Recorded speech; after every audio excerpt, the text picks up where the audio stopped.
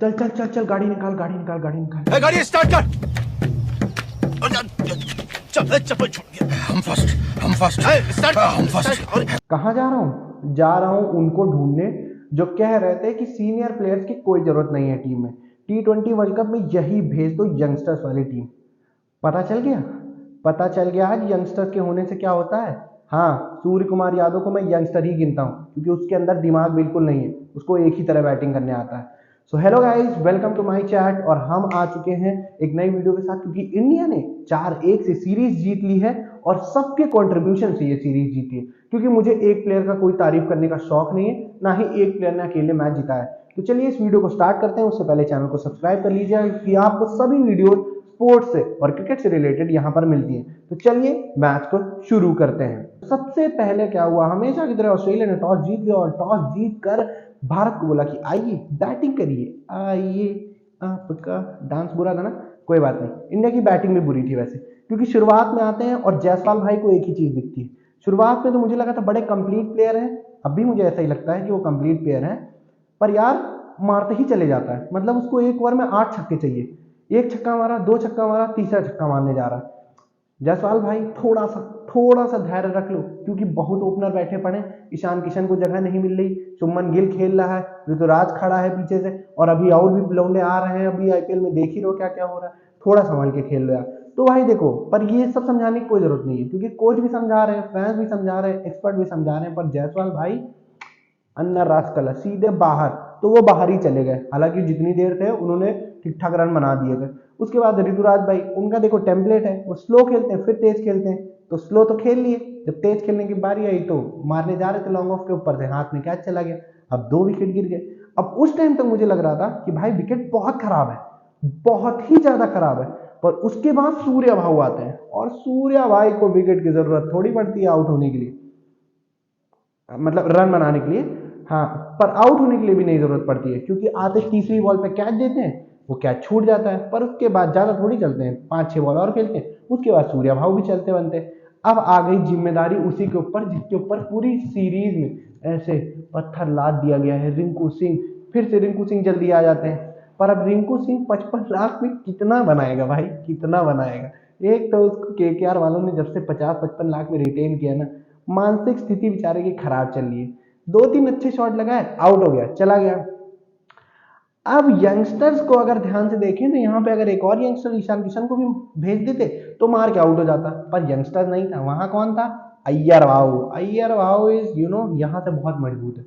अय्यर चाहता तो भाई छक्के मार सकता था, चौके मार सकता था, पर उसको पता चल गया था कि विकेट टफ है, लौंडे चले जाएंगे वापस। टेक टेक के क्या इनिंग्स खेली है भाई, 37 बॉल्स में 53 रन की इनिंग। उस विकेट पे जिस विकेट पे बॉल फंस के आ रहा था, स्लो आ रहा था, बॉलिंग बड़ी अच्छी हो रही थी। हैट्स ऑफ अय्यर भाऊ, हैट्स ऑफ। अगर ये इनिंग्स ना आती, इंडिया मैच कहीं से जीत ही नहीं रहा था। और उसके बाद हमारे दूसरे जो विकेट कीपर की कंटेंशन में और आगे आ चुके हैं, जितेश शर्मा। जितेश भाई भी आए, पटापट पटापट 2-3 मारे और चले गए मुंबई इंडियंस की तरह। अक्षर पटेल को मौका नहीं मिला था बिल्कुल, पर इस बार मौका मिला तो उन्होंने ठीक ठाक कंट्रीब्यूशन किया, 31 रन बनाए 21 बॉलों में, और इंडियन टीम ने पूरा टोटल मिला के 160 रन बनाया। अब इसके बाद आती है ऑस्ट्रेलिया की टीम बैटिंग करने। जो विकेट ऐसा लग रहा था कि फंस के आ रहा है, रुक के आ रहा है, रगड़ गया है, पिछड़ गया है, वो अचानक से पाकिस्तान की, दुबई की विकेट लगने लगी। ट्रेविस हेड भाई, 1 चौका, 2 चौका, 3 चौका, 4 चौका। कितना चौका मारोगे? नहीं, कितना चौका मारोगे तुम बता दो मुझे। तुम चले जाओ, तुमको इसको वीजा मत देना अगले साल यार, हमें ये आदमी चाहिए ही नहीं। हम बोल बोल के परेशान हो गए कि सबको बुला लिया ऑस्ट्रेलिया वालों ने, इसको भी बुला लेते, पर नहीं, इसको ये करने के लिए रखा था। भाई साहब जितनी देर ये विकेट पे खड़ा था ना, हमें तो लग रहा था कि 15 ओवर में हारेंगे कि 16 ओवर में हारेंगे, यही कैलकुलेशन दिमाग में चल रही थी। पर उसके बाद जानते ही हो तुम क्या होता है, क्योंकि कप्तानी सूर्या भाव को एक ही आती है कि विकेट नहीं मिल रहा तो बिश्नोई बुलाओ, और बिश्नोई आते ही ऐसे हाथ फैला देता है, और उसने हाथ फैला दिया। हालांकि छक्का मारा हेड ने, पर उसने विकेट ले लिया। उसके बाद बिश्नोई और अक्षर पटेल ने यार देखो अच्छा कंटेन किया, तगड़ा कंटेन किया, पर सामने वाली टीम को तुम समझ रहे हो ना, उनको स्पिन नहीं खेलनी आती है।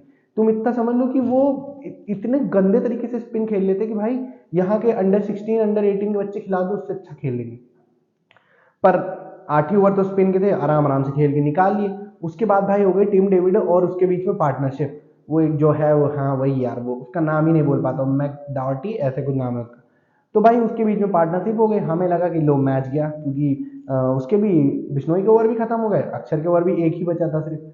फिर उसके बाद हमारे आते हैं मुकेश कुमार जी। मुकेश कुमार का ऐसा है कि मुझे शार्दुल ठाकुर जैसा लगता है कि एक्सपेक्टेड नहीं रहता पर विकेट ले लेता है, तो वो दो दो विकेट ले लेता है एक ही ओवर में, मैच फिर वो फंसा देता है। और उसके बाद फिर मैथ्यू वेड एकदम लास्ट तक मैच को लेके जाते हैं, जो एकदम इजी था। एक टाइम पे 47 बॉल पे 68 रन चाहिए थे, कोई भी जीत जाता, पर ऑस्ट्रेलिया भी ऑस्ट्रेलिया इस सीरीज में कुछ अतरंगी काम कर ही रहे, तो ये भी अतरंगी करके दिखाया उन्होंने।